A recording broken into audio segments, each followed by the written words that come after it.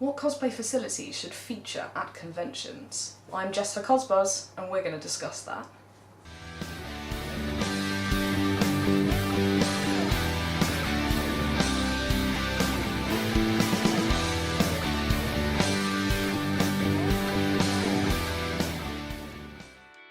So first off, what do we mean when we say facilities?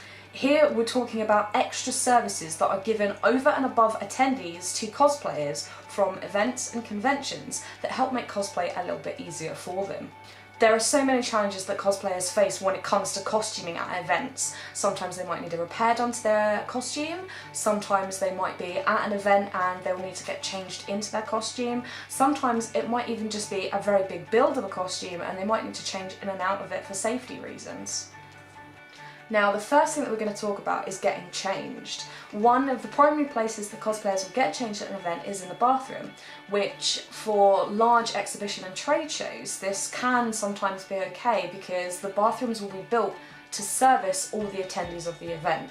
However, the actual cubicles themselves will often be very small, which means that if you have a large costume or even a delicate costume, getting changed in the bathrooms can become a little bit cumbersome.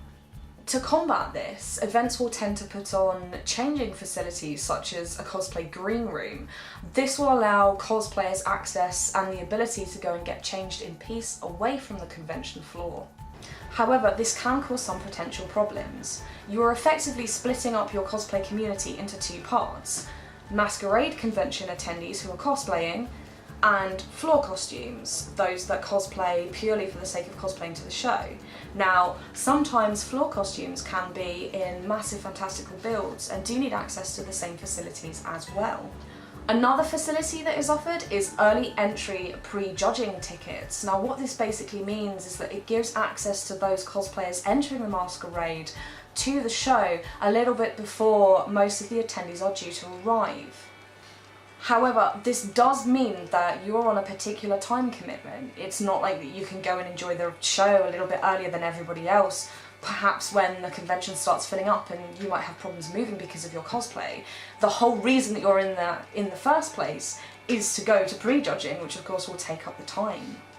Arguably, this means it isn't really a facility that you can count as conventions essentially offering you, because ultimately you're there to do a job, you're there to get yourself through prejudging so you can enter the masquerade. And even then, when prejudgings are put on really early and you do have access, and once it's finished you can go and enjoy a little bit of showtime, I know very well that it'll be in the back of the mind that you're going to have to perform soon. There is the option to offer early access, purely so that cosplayers can come in and view the show. However, that puts the organisation that is running the event in charge of deciding who a cosplayer is and isn't, just so that people don't abuse the scheme. Obviously, that's a massively tough position to put a convention in, because realistically everybody wants to promote that cosplay is for everyone.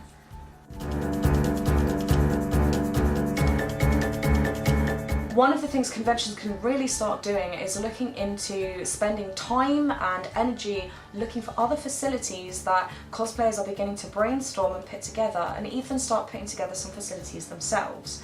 A good example of this is Cosplay Repair Station. Cosplay Repair Station was set up when Russell and Maria attended a few small shows and noticed that friends and cosplayers needed a few extra supplies that maybe events necessarily didn't have or didn't have access to.